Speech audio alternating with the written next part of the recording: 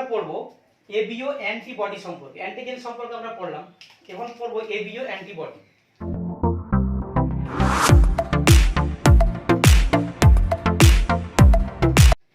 ABO অ্যান্টিবডিটা body সম্পর্কে, ABO antibody সম্পর্কে আমাকে বলতে গেলে বলতে হয় প্রথমেই যে according to Karl and Steiner, ওনার একটা ল আছে, সেই ল অনুযায়ী কোনো ব্যক্তির আরবিসি সারফেসে যে অ্যান্টিজেনটা থাকবে তার সিরাম বা প্লাজমার মধ্যে কিন্তু তার এগেনস্টে তৈরি অ্যান্টিবডিটা থাকবে না, উল্টো অ্যান্টিবডি থাকবে। তার মানে কি?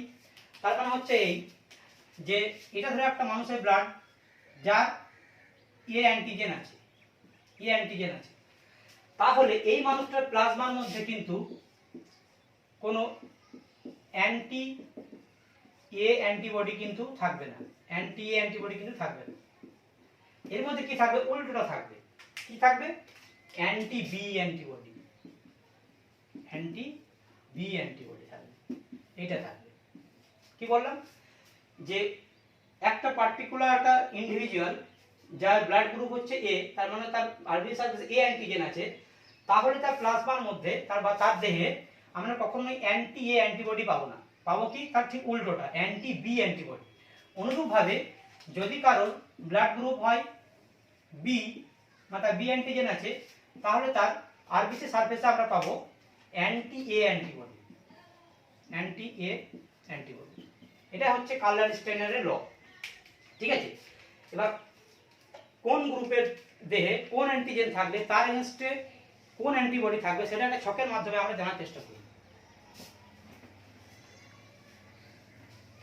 এটা ছকের মাধ্যমে আমরা জানার চেষ্টা করব। কেমন হবে ছকটা? ছকটা হলো, খুব বাজে ছক হচ্ছে,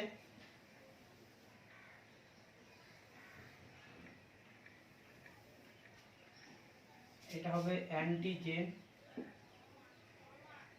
আর এটা হবে অ্যান্টিবডি। ঠিক আছে? অ্যান্টিজেন আর অ্যান্টিবডি। এখন যার ব্লাড গ্রুপ হচ্ছে এ, ব্লাড গ্রুপ এ, এটা তাহলে আমি বলতে পারি এটা হচ্ছে গ্রুপ, এটা হচ্ছে গ্রুপ। তাহলে যার ব্লাড গ্রুপ এ, তার কি অ্যান্টিজেন থাকবে? তার থাকবে এ অ্যান্টিজেন। তার অ্যান্টিবডি কি থাকবে? আমি বলছি যে অ্যান্টিজেন থাকবে তার উল্টো অ্যান্টিবডি, মানে থাকবে anti B, anti B antibody. Clear? এবার যার ব্লাড গ্রুপ বি, তার কি অ্যান্টিজেন থাকবে? বি অ্যান্টিজেন, তাই তো? আর তার অ্যান্টিবডি কি থাকবে?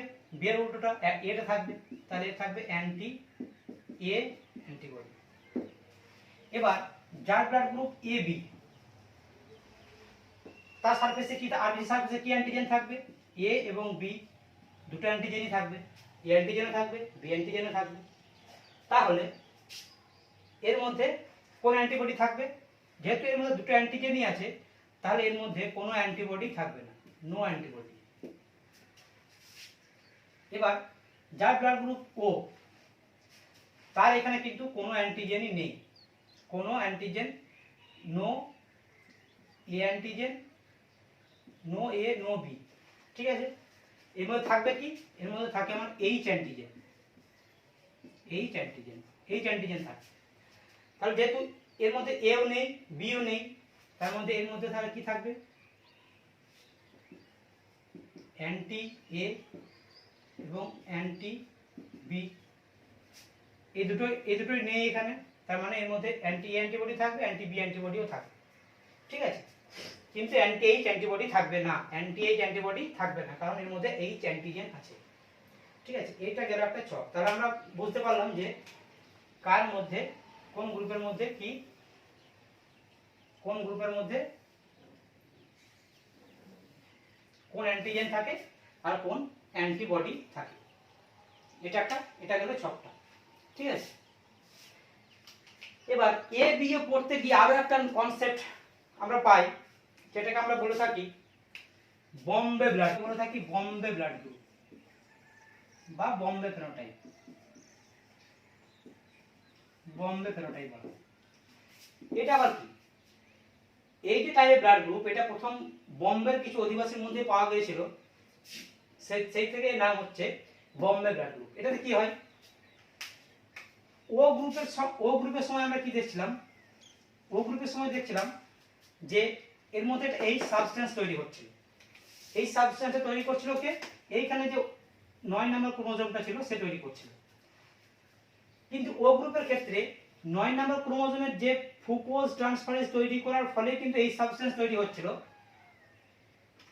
ও গ্রুপের ক্ষেত্রে। কিন্তু বোম্বে ব্লাড গ্রুপের ক্ষেত্রে আমরা দেখতে পাই যে এই যে এনজাইম, এই যে জিনটা নির্দিষ্ট লোকাসে যে জিনটা ছিল ক্রোমোজোম নাম্বার 9 এর লোকাসে, সেই জিনটা যেটা ফুকোজ ট্রান্সফারেজ তৈরি করছিল ও গ্রুপের ক্ষেত্রে, এ বা বি গ্রুপের ক্ষেত্রে, বোম্বে ব্লাড গ্রুপের ক্ষেত্রে কিন্তু এই জিনটাই কিন্তু মিউটেটেড জিন। তার ফলে কি হয়, কোনো ফুকোজ ট্রান্সফারেজ তৈরি হয় না। আর ফোকাস ট্রান্সফারেজ তৈরি না হওয়ার ফলে কি হয়, এর মধ্যে কোনো এইচ অ্যান্টিজেনই তৈরি হয় না, নো এইচ অ্যান্টিজেন বা এই সাবস্টেন্স এই তৈরি হয় না। তাহলে এই ছকের মধ্যে যদি আমরা ফেলার চেষ্টা করি তাহলে আমরা কি দেখতে পাবো, যদি বোম্বে হয়, যদি কে বোম্বে ব্লাড গ্রুপ হয়, তাহলে এর মধ্যে না এ অ্যান্টিজেন আছে, না বি আছে, না এইচ আছে, নো এ, নো বি, নো এইচ, কোনো অ্যান্টিজেনই নেই। তাহলে এর মধ্যে কি কি অ্যান্টিবডি থাকবে, এর মধ্যে অ্যান্টি এ থাকবে, অ্যান্টি বি থাকবে, তার সঙ্গে অ্যান্টি এইচও থাকবে, সবগুলো অ্যান্টিবডি থাকবে। তাহলে আমরা দেখলাম যে কোন ব্লাড গ্রুপে কোন অ্যান্টিজেন থাকে এবং কোন অ্যান্টিবডি থাকে, ঠিক আছে। এখন এই যে যার ব্লাড গ্রুপ এ, তার এ অ্যান্টিজেন থাকছে এবং সেটা কীভাবে তৈরি হয় সেটা আমরা জেনে গেছি। কিন্তু এই যে অ্যান্টি বি, এই যে অ্যান্টিবডিটা তৈরি হচ্ছে, এটা কিভাবে তৈরি হয়? নর্মাল আমরা ইমিউনোলজিতে আমরা পড়ে থাকি কি, কোনো একটা অ্যান্টিবডি তখনই তৈরি হয় যখন সেই অ্যান্টিজেন তার শরীরে প্রবেশ করে, মানে তার ইমিউন সিস্টেমকে স্টিমুলেট করতে হয়। সাপোজ যদি আমার শরীরে আমি অ্যান্টি করোনা ভাইরাস অ্যান্টিবডি চাই, তাহলে যদি আমি অ্যান্টি করোনা ভাইরাস অ্যান্টিবডি আমার শরীরে উৎপন্ন হয়ে থাকে, তার মানে হচ্ছে আমার শরীরে আগে কোভিডের, করোনা ভাইরাসের আগে ইনফেকশন ঘটেছে। এটা কোভিড ভাইরাসের আগে ইনফেকশন আমার শরীরে ঘটেছে। ইনফেকশন হওয়ার পরে আমার যে অ্যান্টিবডিটা তৈরি হয়েছে সেটা হচ্ছে অ্যান্টি কোভিড অ্যান্টিবডি। তাহলে আমরা কি বুঝতে পারছি যে কোনো একটা অ্যান্টিজেনের এগেনস্টে অ্যান্টিবডি তৈরি হতে গেলে সেই অ্যান্টিজেনটা আগে আমার শরীরে প্রবেশ করতে হবে, তবে আমার অ্যান্টিবডি তৈরি হবে তার এগেনস্টে। তাহলে এইখানে যে এ গ্রুপের ক্ষেত্রে অ্যান্টিজেন থাকছে এ, কিন্তু অ্যান্টিবডি তৈরি হচ্ছে অ্যান্টি বি। তাহলে আমার তার মানে কি, যে আমার তাহলে এই যে মানুষটা আছে যার ব্লাড গ্রুপ এ, তার শরীরে যদি আমি বি অ্যান্টিবডি পাচ্ছি, তার মানে এটা বোঝায় যে সেই মানুষটার শরীরে তাহলে কোনোভাবে অ্যান্টিজেন বি এর প্রবেশ ঘটেছে। কারণ অ্যান্টিজেন বি যদি প্রবেশ না করে থাকে তার শরীরে, তাহলে কিন্তু অ্যান্টিবি তৈরি হওয়ার কথা নয়। তাহলে এখন কথা হচ্ছে আমার এই অ্যান্টিবডিগুলো তৈরি হলো কিভাবে? এ গ্রুপের দেহে কিন্তু কখনোই অ্যান্টিজেন বি তৈরি হয়নি, এ গ্রুপের দেহে কিন্তু কখনোই অ্যান্টিজেন বি প্রবেশ করেনি। তাহলে তৈরি হয় কিভাবে? তৈরি হয় হচ্ছে এটা, এগুলোকে বলা হয় ন্যাচারালি অকারিং অ্যান্টিবডি। কি বলা হয়? Naturally occurring antibody. Naturally occurring মানে কি? তার মানে হচ্ছে বাচ্চা যখন জন্ম নেই তখন একটা নিউবর্ন বেবি, একদিনের বেবি, তার ব্লাড নিয়ে যদি আমরা সাপোজ সেই বেবিটা হচ্ছে এ গ্রুপের বেবি, তাহলে কিন্তু তার ব্লাড প্লাজমার মধ্যে কিন্তু আমরা অ্যান্টিবি পাবো না সঙ্গে সঙ্গে। যদি আমরা বাচ্চা জন্ম নেওয়ার 1-2 দিনের মধ্যে দেখি তাহলে কিন্তু অ্যান্টিবডি পাবো না। এই অ্যান্টিবডিটা কিন্তু আস্তে আস্তে তৈরি হয়, যেটা 3 থেকে 5 মাস বা 6 মাস সময় নেয়। তাহলে তৈরি হয় কিভাবে? তাহলে এই তৈরি হওয়ার অ্যান্টিবডি তৈরি হওয়ার একটাই শর্ত, সেই অ্যান্টিজেন দিয়ে তার ইমিউন সিস্টেমকে স্টিমুলেট করতে হবে। কি হয়, বাচ্চা জন্ম নেওয়ার পরে আমাদের সারাউন্ডিংসে প্রচুর ব্যাকটেরিয়া, ছত্রাক, বিভিন্ন রকম জিনিস থাকে। এই ব্যাকটেরিয়াগুলো আমাদের শরীরে ঢুকতে থাকে, বাচ্চার শরীরে ঢুকতে থাকে, এবং তার ফলে কি হয়, ব্যাকটেরিয়াগুলোর মধ্যে যে ব্যাকটেরিয়াগুলো আমাদের শরীরে প্রবেশ করে, সেই ব্যাকটেরিয়াগুলোর মধ্যে কিছু প্রোটিন থাকে, যে প্রোটিনগুলো লাইক অ্যান্টিজেন বি, কি not exactly the B antigen, but like antigen B, মানে অ্যান্টিজেন বি এর মতো হতে পারে, অ্যান্টিজেন বি এর মতো কিছু প্রপার্টি তার মধ্যে থাকে। তার ফলে সেই ব্যাকটেরিয়াগুলো যখন সেই বেবির শরীরে যায় তখন তার এগেনস্টে কিন্তু অ্যান্টি বি তৈরি হয়।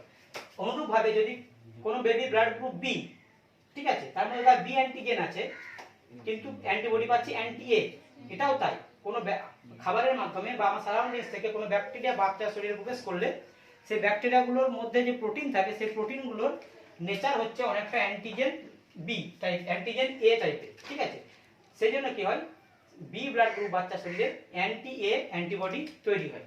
দেখলো তাহলে আমার অ্যান্টিবডিগুলো কিভাবে তৈরি হয় তার একটা প্রসেস। সেই জন্যই কোনো নিউবর্ন বেবির ক্ষেত্রে যদি আমি দেখি যে একটা 2 দিনের বেবি, তার মধ্যে যদি আমি অ্যান্টিবডিগুলো খুঁজতে যাই, তার ব্লাড গ্রুপের এগেনস্টে যে অ্যান্টিবডি থাকবে তো সেই অ্যান্টিবডিগুলো কিন্তু আমরা পাবো না। এগুলো 3 থেকে 6 মাস সময় নেই তৈরি হতে বাচ্চা শরীরে। তো 3 থেকে 6 মাস পরে যদি আমরা এগুলো টেস্ট করতে যাই বা ডিটেক্ট করার চেষ্টা করি তখন কিন্তু এই টাইপের অ্যান্টিবডিগুলো আমরা পাবো। তার আগে কিন্তু নিউবর্নের ক্ষেত্রে আমরা পাই না।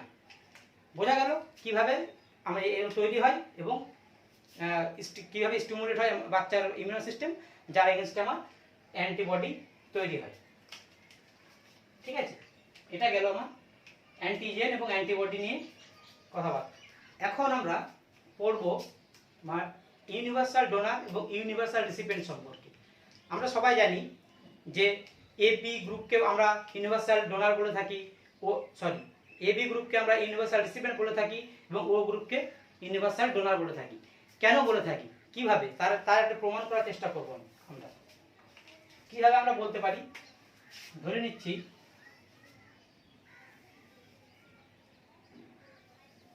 বি,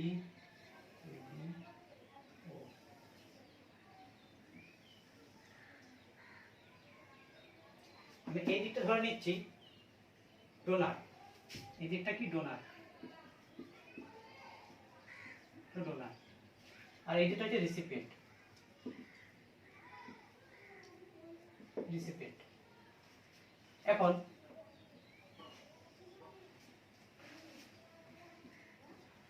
ডোনারের ব্লাড গ্রুপ হচ্ছে এ, এই ডোনারের ব্লাড গ্রুপ বি, এই ডোনারের ব্লাড গ্রুপ হচ্ছে এ বি, আর এই ডোনারের ব্লাড গ্রুপ হচ্ছে ও, ঠিক আছে। আর রিসিপিয়েন্টের ব্লাড গ্রুপ হচ্ছে এ, এই রিসিপিয়েন্টের ব্লাড গ্রুপ হচ্ছে বি, এই রিসিপিয়েন্টের ব্লাড গ্রুপ হচ্ছে এ বি, আর এই রিসিপিয়েন্টের ব্লাড গ্রুপ হচ্ছে ও, ঠিক আছে। এদিকটা ডোনার, এদিকটা রিসিপিয়েন্ট, এদিকটা ডোনার, ঠিক আছে। এবার ডোনার এ, ডোনারের ব্লাড গ্রুপ হচ্ছে এ, রিসিপিয়েন্টের ব্লাড গ্রুপ হচ্ছে এ, তাহলে আমরা ব্লাড এ গ্রুপে ব্লাড এ গ্রুপকে আমরা দিতে পারি, ঠিক আছে। এ গ্রুপে ব্লাড কি বি গ্রুপকে দিতে পারবো? পারবো না, কারণ এ গ্রুপের দেহে এ অ্যান্টিজেন আছে, এর বি অ্যান্টিজেন সেম গ্রুপ নয়, ঠিক আছে। তাহলে এ কিন্তু বি কে দিতে পারবে না। এ কি এ বি কে দিতে পারবে? এ কিন্তু এ বি কে দিতে পারবে, কেন? কারণ এ বির মধ্যে, এ বি গ্রুপের মধ্যে এ অ্যান্টিজেন আছে, বি অ্যান্টিজেন আছে, এর মধ্যে শুধু এ অ্যান্টিজেন আছে, তাহলে একটাতে ম্যাচ করছে এ অ্যান্টিজেন, তাহলে এটাকে আমরা দিতে পারবো। তাহলে এ গ্রুপের ব্লাড, এ বি গ্রুপের ব্লাডকে আমরা এ গ্রুপের ব্লাড রিসিপিয়েন্ট একটা যার ব্লাড গ্রুপ হচ্ছে এ বি, তাকে আমরা এ গ্রুপে ব্লাড দিতে পারি। যার ব্লাড গ্রুপ এ, সেই ব্লাড গ্রুপ, যার ব্লাড গ্রুপ ও, রিসিপিয়েন্টের ব্লাড গ্রুপ যদি ও হয়, তাকে কি আমরা দিতে পারবো? কখনো দিতে পারবো না, কেন? কারণ এর মধ্যে এ অ্যান্টিজেন আছে, এর মধ্যে কোনো এ অ্যান্টিজেন নেই, জাস্ট এইচ অ্যান্টিজেন আছে, সে ক্রস রিঅ্যাকশন হওয়ার চান্স, সেজন্য এ কিন্তু ও কে কখনোই ব্লাড দিতে পারবে না। ক্লিয়ার? এখন রিসিপিয়েন্টের ব্লাড, ডোনারের ব্লাড গ্রুপ হচ্ছে বি, বি কে এ কে দিতে পারবে? দিতে পারবে না। বি বি কে দিতে পারবে, বি এ বি কে দিতে পারবে, কারণ এর বি অ্যান্টিজেন, এর বি অ্যান্টিজেন আছে, দিতে পারবে। বি কিন্তু ও কে দিতে পারবে না, কারণ বি এর মধ্যে বি অ্যান্টিজেন থাকে ডোনারের, রিসিপিয়েন্টে ও হলে তার কোনো অ্যান্টিজেন নেই, তাহলে এ কিন্তু একে দিতে পারবে না। এ বি কি এ কে দিতে পারবে? এ কিন্তু এ বি কে দিতে পারছিল, কিন্তু এ বি কখনোই এ কে দিতে পারবে না, এ বি কখনোই এ কে দিতে পারবে না, কেন? কারণ এর এ অ্যান্টিজেন আছে, এর অ্যান্টিজেন আছে, ঠিক আছে, কিন্তু এর এক্সট্রা একটা বি অ্যান্টিজেন আছে যেটা এর নেই, তাহলে এটা দিলে ক্রস রিঅ্যাকশন হবে। সেই জন্য আমরা এ বি কিন্তু এ কে কখনোই ব্লাড দিতে পারে না, এ বি বি কেও দিতে পারে না, ঠিক এ কে যে জন্য দিতে পারে না, বি কেও ঠিক সেই জন্য দিতে পারে না, কারণ এর বি আছে, ঠিক আছে, কিন্তু এর তো এ আছে, এর তো এ নেই, তাহলে এ বি কিন্তু কখনোই বি কে দিতে পারে না। ক্লিয়ার? এ বি কে কিন্তু অবশ্যই দিতে পারবে, কোনো প্রবলেম নেই। এ বি কিন্তু ও কে দিতে পারবে না, কারণ ওর কোনো এ অ্যান্টিজেন নেই, বি অ্যান্টিজেন নেই, এ অ্যান্টিজেন বি অ্যান্টিজেন দুটোই আছে, তাহলে এ কিন্তু একে দিতে পারবে না। ঠিক আছে? এবার ও কি হবে, ওর মধ্যে কোনো অ্যান্টিজেন নেই, জাস্ট এই সাবস্টেন্স আছে যেগুলো এর মধ্যে তৈরি হয় পরে এ অ্যান্টিজেনে পরিণত হয়, কিন্তু ওর যেহেতু কোনো এ অ্যান্টিজেনও নেই, বি অ্যান্টিজেনও নেই, তাহলে ক্রস রিঅ্যাকশন হওয়ার কোনো চান্স নেই। সেজন্য কি হবে, ও কিন্তু এ কে দিতে পারবে, ও কিন্তু বি কেও দিতে পারবে, ও এ বি কেও দিতে পারবে, ও কেও দিতে পারবে। এখন যদি দেখতে পাচ্ছি আমরা যে ও কি হচ্ছে, সমস্ত রেসিপিয়েন্টকে দিতে পারছে, ও সমস্ত রেসিপিয়েন্টকে দিতে পারছে। যেহেতু সবাইকে ব্লাড দিতে পারে, সমস্ত গ্রুপের লোককে ব্লাড দিতে পারে ও, সেজন্য এটাকে বলা হয় ইউনিভার্সাল ডোনার। ক্লিয়ার? অনুরূপভাবে যদি আমরা দেখি এ বি কিন্তু সবার কাছ থেকে ব্লাড নিতে পারছে, এর কাছ থেকে ব্লাড নিতে পারছে, বি এর কাছ থেকে ব্লাড নিতে পারছে, এ বির কাছ থেকে ব্লাড নিতে পারছে, ও এর কাছ থেকে ব্লাড নিতে পারছে। তাহলে এ বি কিন্তু সবার কাছ থেকে ব্লাড নিতে পারছে, সেজন্য এ বি কে আমরা বলি ইউনিভার্সাল রিসিপিয়েন্ট।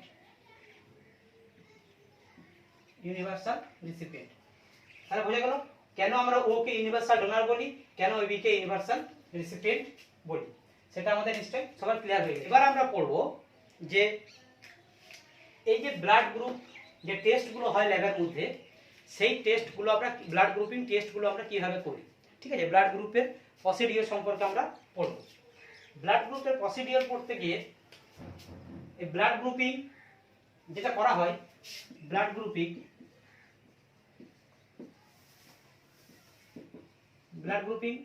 করা হয় মেইনলি দুটো প্রসেসে করা হয়। একটাকে বলে ফরওয়ার্ড গ্রুপিং, একটাকে বলে ফরওয়ার্ড গ্রুপিং, আর একটাকে বলে রিভার্স গ্রুপিং। বা এটাকে বলা হয় সিরাম টাইপিং বা সিরাম গ্রুপিং। ডিটেইলস আলোচনা হবে আমাদের, কোনো চিন্তা নেই। প্রথমত ফরওয়ার্ড গ্রুপিং এবং রিভার্স গ্রুপিং দুটো ভাগে আমরা ভাগ করি। এখন এই যে ফরওয়ার্ড গ্রুপিং আছে, এই ফরওয়ার্ড গ্রুপিং আবার দুটো প্রসেসে আমরা করতে পারি। একটাকে বলে স্লাইড মেথড, আর একটাকে বলা হয় টিউব মেথড।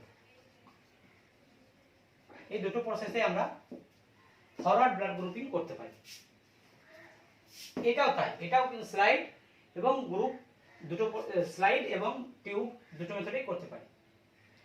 এখন এই যে গ্রুপিং গুলো আছে, এই গ্রুপিং গুলো করতে গেলে আমাকে একটা সেল সাসপেনশন তৈরি করতে হয়। কি সেল? রেড সেলের সাসপেনশন তৈরি করতে হয়।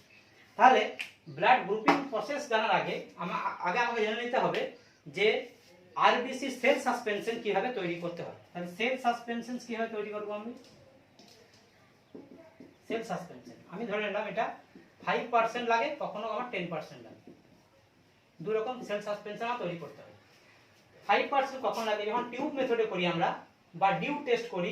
ডিউ টেস্ট আমি বলবো যখন আরএইচ টাইপিং পড়াবো, আরএইচ ব্লাড গ্রুপিং পড়াবো, তখন 5% লাগে ডিউ টেস্টের ক্ষেত্রে। বা টিউব মেথডে যে ব্লাড গ্রুপিং করি আমরা, সেটার ক্ষেত্রে আমার 5% সেল সাসপেনশন দরকার হয়, 10% লাগে আমার স্লাইড মেথডে যখন করি তখন 10% লাগে। এখন এই 5% বা 10% cell RBC cell suspension, actually RBC cell suspension তৈরি করতে হবে। কিভাবে তৈরি করব? এটা বিভিন্ন বই আমি দেখলাম বিভিন্ন রকম ভাবে লেখা আছে। কোন বইয়ে বলছে প্রথমে সেলটাকে ওয়াশ করে নাও, তারপর সেটাকে 0.5 ml নিয়ে তার মধ্যে 2 ml অ্যাড করে দাও, নরমাল স্যালাইন। ঠিক আছে? হিসাব করে দেখা গেল যে এটা ঠিক 10% বা 5% ক্যালকুলেশন ঠিক আসছে না। সেজন্য যেটা মোটামুটি ক্যালকুলেশনে আসছে দেখলাম, সেই প্রসেসটা আমি বলবো। সেই প্রসেসটা কিভাবে করা হয়? প্রথমে একটা টেস্ট টিউব নিতে হবে। কি নিতে হবে? টেস্ট টিউব নেব। টেস্ট টিউব নেব, ধরে নাও আমি একটা 50 মাইক্রোলিটার ব্লাড অ্যাড করে দিলাম, প্যাকড ব্লাড আরবিসি। ঠিক আছে? তাহলে এটা আরবিসি অ্যাড করলাম, আর তার সঙ্গে কি অ্যাড করব আমি 2/3 পর্যন্ত normal saline, NS normal saline add করব। তাহলে অ্যাড করার পর কি করব, এটাকে আমি সেন্ট্রিফিউজ করব। কততে? 1500 RPM A 1 to 2 minute. Centrifuge করার আমার উদ্দেশ্য হচ্ছে, সেন্ট্রিফিউজ করলে নরমাল স্যালাইন যেটা অ্যাড করেছিলাম, সেই নরমাল স্যালাইন কি করবে, এর মধ্যে যে আরবিসি গুলো ছিল সেই আরবিসি গুলোকে ভালোভাবে ওয়াশ করবে। ওয়াশ করার পর কি হবে, আরবিসি গুলো নিচে থিতিয়ে পড়বে, আর উপরে আমি শুধু নরমাল স্যালাইনে সুপারনেটেন্টটা পাবো।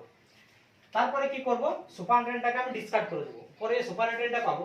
সেন্ট্রিফিউজ করার পর আমি কি পাবো, সেন্ট্রিফিউজ করার পর আমি যদি দেখি টিউবটা, তাহলে এরকম দেখাবো একটা, নিচে আমার আরবিসি গুলো পড়ে থাকবে, নিচে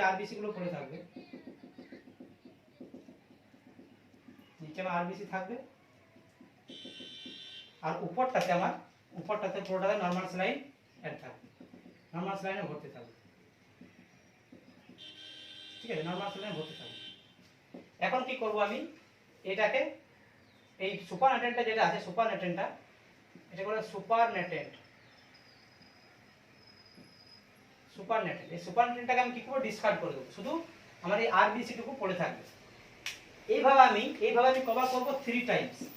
এটাকে বলে সেল ওয়াশিং, মানে আরবিসিটাকে ধুয়ে পরিষ্কার করতে হবে, যেন তার মধ্যে কোনো প্লাজমা, কোনো এক্সট্রা কোনো প্রোটিন, কোনো অ্যান্টিবডি না থাকে, শুধুমাত্র আরবিসি গুলো থাকবে। এটা করার জন্য আমাকে 3 বার এই প্রসেসটা আমাকে ফলো করতে হবে।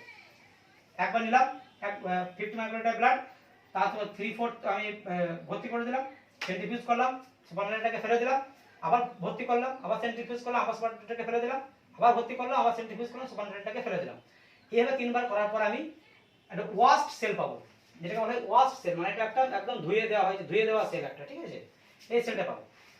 এরপর এখানে কি করব, অন্য একটা টেস্ট টিউব নেব, যে টেস্ট টিউবের মধ্যে আমি কি করব, 1 ড্রপ পিআরবি মানে প্যাকড রেড সেল দেবো। এই যে এখান থেকে আমি ওয়াশ সেলগুলো পেলাম, সেটা 1 ড্রপ দেবো। আর এর সঙ্গে আমি অ্যাড করব 9 ড্রপস নরমাল স্যালাইন। তাহলে কি হলো, 9 ড্রপস আর 1 ড্রপস, মোট তাহলে সলিউশনটা কত হলো আমার, মোট সলিউশনটা হলো আমার 10। তার মধ্যে ব্লাড কত আছে, আরবিসি 1, এটা এবার তুমি পার্সেন্টেজ বের করো, কি পাবো আমি 10%, হলো 10% আমি রেড সেল সাসপেনশন পেয়ে গেলাম। এবার যদি আমাকে 5% করতে বলে, তখন আমি কি করব, বেশি স্ট্রেংথের সলিউশন থেকে কম স্ট্রেংথের সলিউশনে যাওয়া খুব সহজ। 5% যেটাকে আমি বানালাম, সরি 10%টা বানালাম, সেটাকে যদি 5% করতে বলে, তাহলে এই 10%-এর মধ্যে আরো আমি 10 ড্রপ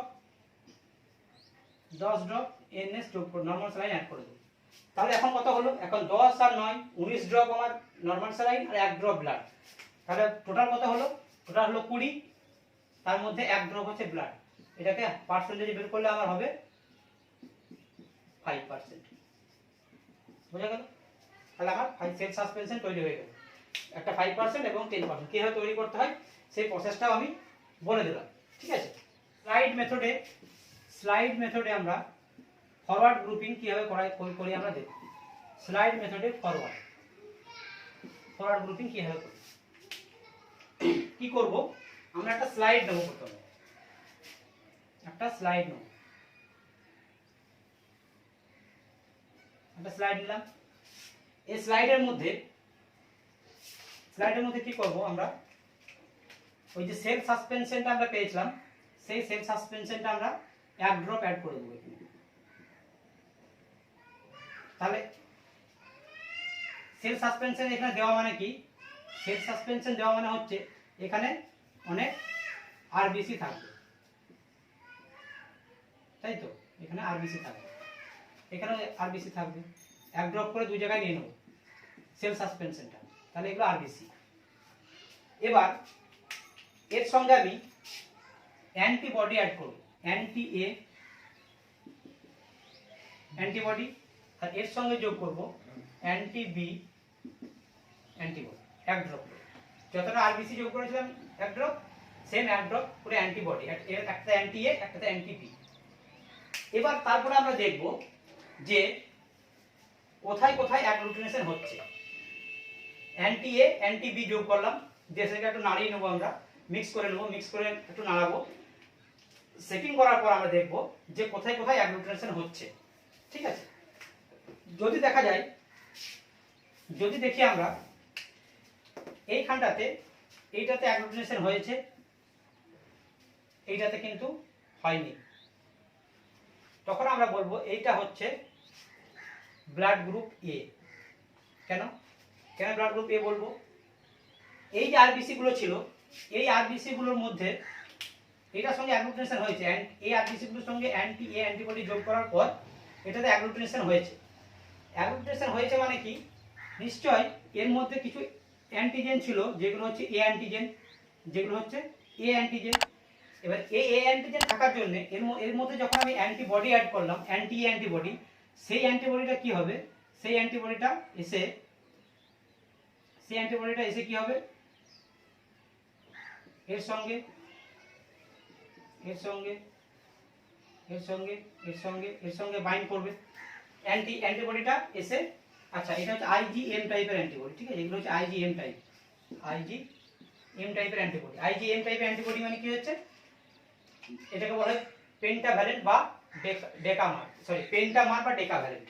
তার মানে কি, আইজিএম অ্যান্টিবডিতে আমরা 5টা অ্যান্টিবডি থাকে, 5টা আইজিজি অ্যান্টিবডি একসঙ্গে যুক্ত হয়ে একটা আইজিএম তৈরি করে। এই 5টা আছে বলে এটাকে পেন্টামার বলা হয়, আর এর বাইন্ডিং সাইট হচ্ছে 10টা, সেই জন্য এটাকে ডেকাভ্যালেন্ট বলা হয়। ঠিক আছে, তাহলে যখনই এই অ্যান্টিবডিটা, সাপোজ অ্যান্টি এ অ্যান্টিবডি যোগ করলাম এখানে, আর এটার মধ্যে আমি অ্যাগ্লুটিনেশন পেয়ে গেলাম, তার মানে আমার কি, এখানে অ্যান্টিজেন অ্যান্টিবডি রিঅ্যাকশন হয়েছে।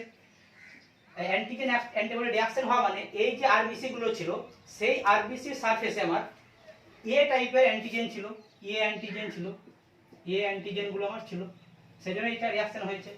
এবার তোমার অ্যাগ্লুটিনেশন আমি পেয়েছি, তাহলে এখানে রিঅ্যাকশন হলো, এখানে অ্যাগ্লুটিনেশন হয়েছে, এখানে হয়নি, তাহলে সেটা আমি পেলাম এ গ্রুপ। ঠিক আছে, এটা পেলাম এ গ্রুপ। এবার এইখানেও হয়নি, কিন্তু যখন অ্যান্টি বি অ্যাড করেছি সেইখানে কিন্তু অ্যাগ্লুটিনেশন হয়েছে, তাহলে আমরা এটা বলবো কি গ্রুপ, এটা বি গ্রুপ। এখানে অ্যাগ্লুটিনেশন হওয়া মানে কি, অ্যান্টি বি যোগ করেছিলাম, তার নিশ্চয়ই এর মধ্যে এই আরবিসি গুলোর মধ্যে অ্যান্টিজেন বি আছে, সেই জন্য অ্যাগ্লুটিনেশন হয়েছে, তাহলে এটা হলো বি গ্রুপ। যদি এখানেও অ্যাগ্লুটিনেশন হয়েছে, এখানেও অ্যাগ্লুটিনেশন হয়েছে, তার মানে কি, তার মানে এই আরবিসিটার মধ্যে অ্যান্টি এ দেওয়ার পরে অ্যাগ্লুটিনেশন হয়েছে, মানে এ অ্যান্টিজেন আছে, অ্যান্টি বি দেওয়ার পরে অ্যাগ্লুটিনেশন হয়েছে, তার মানে বি অ্যান্টিজেনও আছে। তাহলে এটা এ অ্যান্টিজেনও আছে, বি অ্যান্টিজেনও আছে, আর যার এ অ্যান্টিজেন ও বি অ্যান্টিজেন উভয়ই থাকে যার সারফেসে, সেটাকে আমরা বলি এ বি গ্রুপ। তাহলে এটা হলো আমার এ বি গ্রুপ। ঠিক আছে, এবার এখানেও হয়নি, এখানেও হয়নি, তার মানে এই আরবিসি গুলোর মধ্যে এ অ্যান্টিজেনও নেই, বি অ্যান্টিজেনও নেই, সেই অ্যান্টি এ দেওয়ার ফলেও কোনো রিঅ্যাকশন হয়নি, অ্যান্টি বি দেওয়ার ফলেও কোনো রিঅ্যাকশন হয়নি বা অ্যাগ্লুটিনেশন হয়নি। তাহলে দুটোতে অ্যাগ্লুটিনেশন না হওয়া মানে কোনো এ অ্যান্টিজেনও নেই, বি অ্যান্টিজেনও নেই, সেই জন্য এটাকে আমরা বলি ও। কোনো অ্যান্টিজেন নেই, এ অ্যান্টিজেন নেই, বি অ্যান্টিজেন নেই, অথবা এটা হতে পারে ও হতে পারে, অথবা হতে পারে বোম্বে ব্লাড গ্রুপ, দুটোর মধ্যে একটা হতে পারে। সেই জন্য বলা হয় যে ফরওয়ার্ড ব্লাড গ্রুপিং এর সময় আমরা বোম্বে ব্লাড গ্রুপকে ভুল করে ও ব্লাড গ্রুপ হিসাবে ধরে নিই অনেক সময়। ঠিক আছে, কোনো রিঅ্যাকশন না হওয়া মানে কিন্তু এর মধ্যে কোনো এ অ্যান্টিজেন নেই অথবা বি অ্যান্টিজেন নেই। এইচ অ্যান্টিজেন আছে কি নেই সেটা কিন্তু আমরা এখানে কিন্তু অ্যান্টি এইচ আমি যোগ করিনি, just a antigen, anti A এবং অ্যান্টি বি যোগ করেছি, কোনো অ্যান্টি এইচ যোগ করিনি। সেই জন্য দুটোতে রিঅ্যাকশন না হওয়ার অর্থ হচ্ছে এর মধ্যে কোনো এ অ্যান্টিজেন নেই, কোনো বি অ্যান্টিজেনও নেই, সেই জন্য রিঅ্যাকশন হয়নি। তাহলে ওতে কি হয়, কোনো এ অ্যান্টিজেনও থাকে না, বি অ্যান্টিজেনও থাকে না, আর বোম্বেতেও তাই, কোনো এ অ্যান্টিজেন থাকে না, বি অ্যান্টিজেন থাকে না, সেজন্য এটা হয় ও হবে অথবা বোম্বে হবে। তাহলে ও না বোম্বে সেটা জানার জন্য আমরা কি করব, সেটা জানার জন্য কি করব, অন্য একটা স্লাইড নেব, সেই স্লাইডের মধ্যে আমি আবার এক ড্রপ সেল সাসপেনশন দেবো, সেল সাসপেনশন দিলাম, আরবিসি দিলাম, দিয়ে এর মধ্যে আমি অ্যাড করব অ্যান্টি এইচ কি অ্যাড করব, অ্যান্টি এইচ যেটা কমার্শিয়ালি অ্যাভেলেবেল থাকে, অ্যান্টি এইচ অ্যান্টিবডি অ্যাড করব। অ্যান্টি এইচ অ্যান্টিবডি অ্যাড করার ফলে যদি দেখি যে আমার অ্যাগ্লুটিনেশন হয়ে গেছে,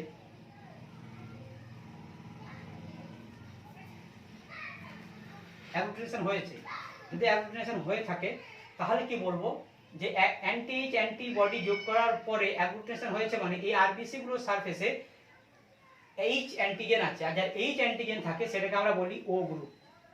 কি গ্রুপ? ও গ্রুপ বলি। আর যদি অ্যান্টি যোগ করার পরেও যদি কোনো রিঅ্যাকশন না হয়, যদি অ্যাগ্লুটিনেশন না হয়, যদি কোনো অ্যাগ্লুটিনেশন না হয়, তখন আমরা এটা বলবো যে এর মধ্যে আগে তো আমি জেনে নিচ্ছি এ নেই বি নেই, আবার এখন অ্যান্টি যোগ করার পর এটা কনফার্ম হয়ে গেলাম যে এর মধ্যে এইচও নেই, তাহলে এ অ্যান্টিজেন নেই, বি অ্যান্টিজেন নেই, এইচ অ্যান্টিজেনও নেই, সেই রকম টাইপের ব্লাড গ্রুপকে বলা হয় বোম্বে ব্লাড গ্রুপ। এইভাবে ওর সঙ্গে বোম্বের আমরা পার্থক্য করতে পারি। তাহলে আমরা দেখলাম যে স্লাইড মেথডে ফরওয়ার্ড গ্রুপিং কিভাবে করা হয়। এবার টিউব মেথডে ফরওয়ার্ড গ্রুপিং কিভাবে আমরা করব, টিউব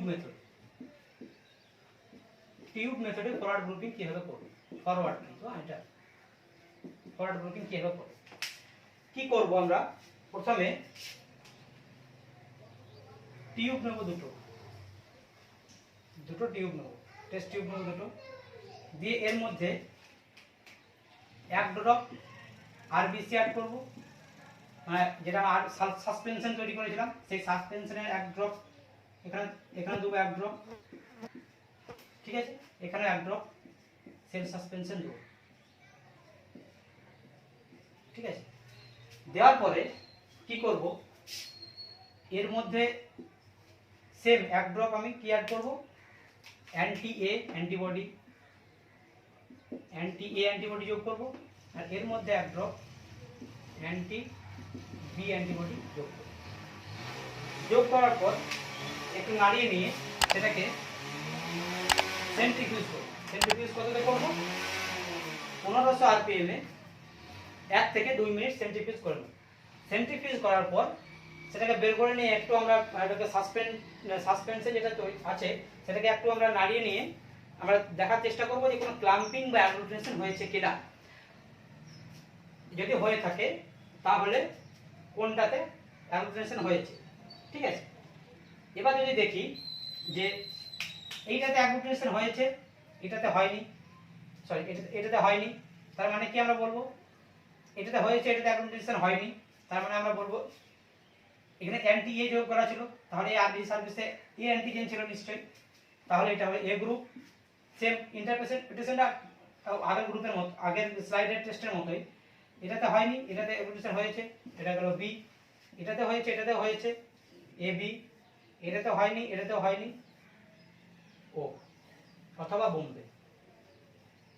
এবার বোম্বে থেকে ডিফারেন্সিয়েট করার জন্য কি করব, সেম আর একটা টিউব নেব, তার মধ্যে 1 ড্রপ সাসপেনশন নেব, 1 drop anti H antibody add করব, অ্যাগ্লুটিনেশন হয়েছে কিনা হয়নি সেটা আমরা দেখব, যদি হয়ে থাকে তাহলে ও, যদি কোনো অ্যাগ্লুটিনেশন না হয়ে থাকে বোম্বে ব্লাড, ঠিক আছে। তাহলে এটা গেল আমার টিউব মেথডে ব্লাড গ্রুপিং, ফরওয়ার্ড পদ্ধতিতে, ফরওয়ার্ড মেথডে টিউবের মাধ্যমে ব্লাড গ্রুপিং কিভাবে করা হয় সেটা এখানে আমরা দেখলাম। এরপর আমরা দেখব যে রিভার্স গ্রুপিং কিভাবে করা হয় এবং তার ইন্টারপ্রিটেশন কিভাবে আমরা করে থাকি। ক্লিয়ার? এবার আমরা পড়ব রিভার্স গ্রুপ।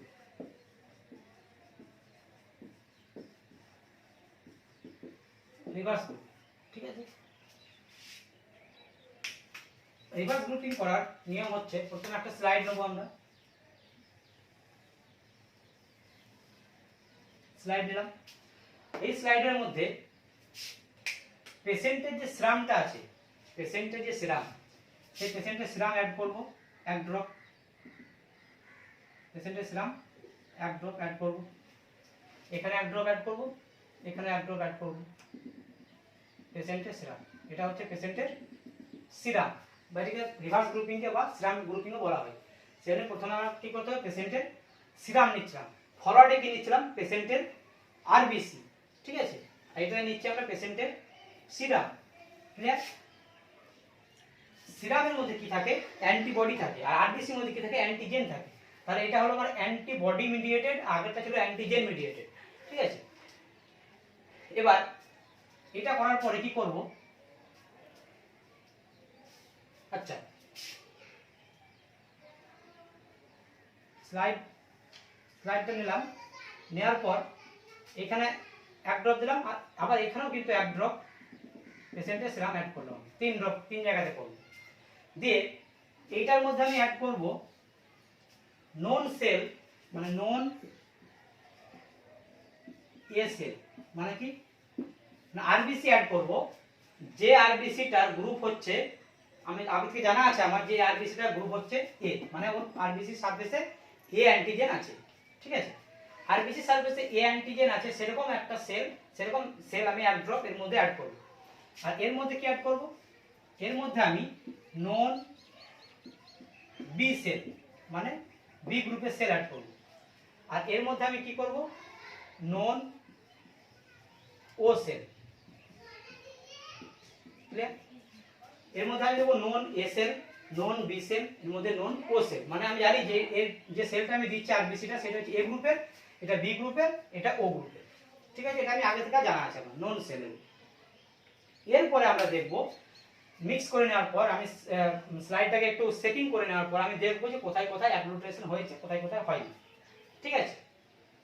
এখন আমি যদি দেখি ইন্টারপ্রিটেশনটা কিভাবে করব, ইন্টারপ্রিটেশনটা হচ্ছে, যদি আমি দেখি যে যখন আমি এ সেল অ্যাড করলাম তখন কোনো অ্যাগ্লুটিনেশন হয়নি, যখন বি সেল অ্যাড করলাম সেখানে কিন্তু হচ্ছে অ্যাগ্লুটিনেশন হয়েছে, আবার যেখানে ও সেল অ্যাড করলাম, যখন ও সেল অ্যাড করলাম তখন দেখলাম কোনো অ্যাগ্লুটিনেশন হয়নি। তাহলে এই ক্ষেত্রে আমার ব্লাড গ্রুপ কি হবে, আমি কি বলেছিলাম, এর সঙ্গে কোনো রিঅ্যাকশন হয়নি, কিন্তু যখন আমি বি সেল অ্যাড করলাম এর মধ্যে তখন কিন্তু আমার অ্যাগ্লুটিনেশন হয়েছে।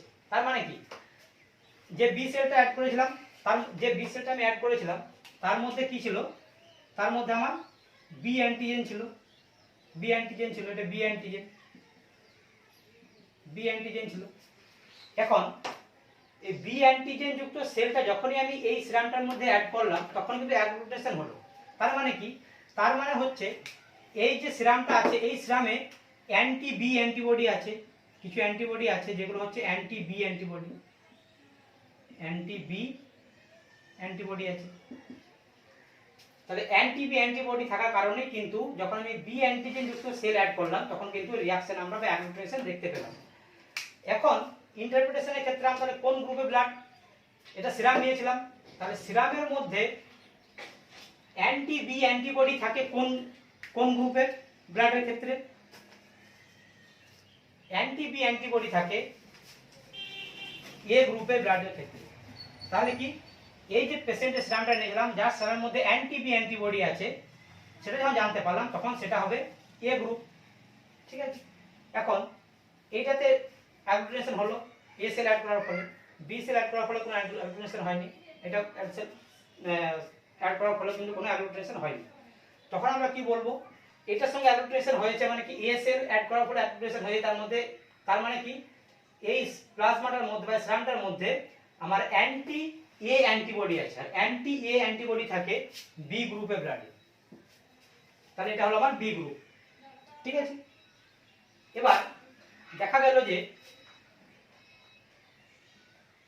এইটাতেও অ্যাগ্লুটিনেশন হয়েছে, এটাতেও হয়েছে, ঠিক আছে, কিন্তু এটাতে হয়নি।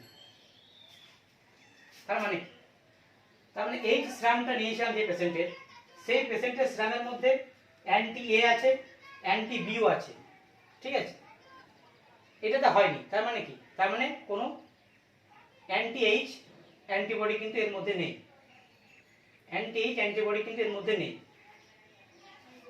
তাহলে শুধুমাত্র অ্যান্টি এ অ্যান্টিবডি এবং অ্যান্টি বি অ্যান্টিবডি কার থাকে, ও গ্রুপের, ঠিক আছে।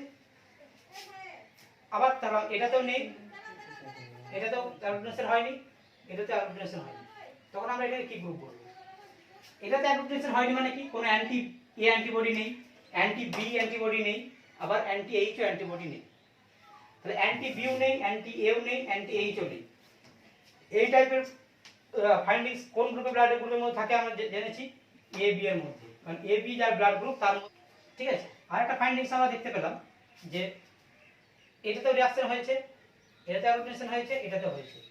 তখন আমরা কি বলবো? এইটাতে অ্যাগ্লুটিনেশন হয়েছে মানে কি, এই সিরামটাতে অ্যান্টি এ অ্যান্টিবডি আছে, অ্যান্টি বিও আছে, অ্যান্টি এইচও আছে। অ্যান্টি বি, অ্যান্টি এ এবং অ্যান্টি এইচ, এই তিন রকমই অ্যান্টিবডি থাকে কোন ব্লাড গ্রুপের মানুষের দেহে? Bombay blood group. Very good, Bombay blood group. তাহলে কি হলো? এটা পেয়ে গেলাম আমি Bombay. Is it clear not? আবার বলে দিচ্ছি, এইটাতে অ্যাগ্লুটিনেশন হয়নি, তার মানে এর মধ্যে অ্যান্টি এ অ্যান্টিবডি নেই, কারণ এটা এ সেল যোগ করেছিলাম। এর মধ্যে বি সেল যোগ করেছিলাম, অ্যাগ্লুটিনেশন হয়েছে, মানে কি এই সিরামটার মধ্যে অ্যান্টি বি অ্যান্টিবডি আছে। আর এর মধ্যে ও সেল যোগ করেছিলাম, কিন্তু কোনো অ্যাগ্লুটিনেশন হয়নি। ও সেল মানে কি এইচ অ্যান্টিজেন থাকে, তাহলে এইচ অ্যান্টিজেনের সঙ্গে এখানে কোনো রিঅ্যাকশন হয়নি, তার মানে কোনো অ্যান্টি এইচও নেই।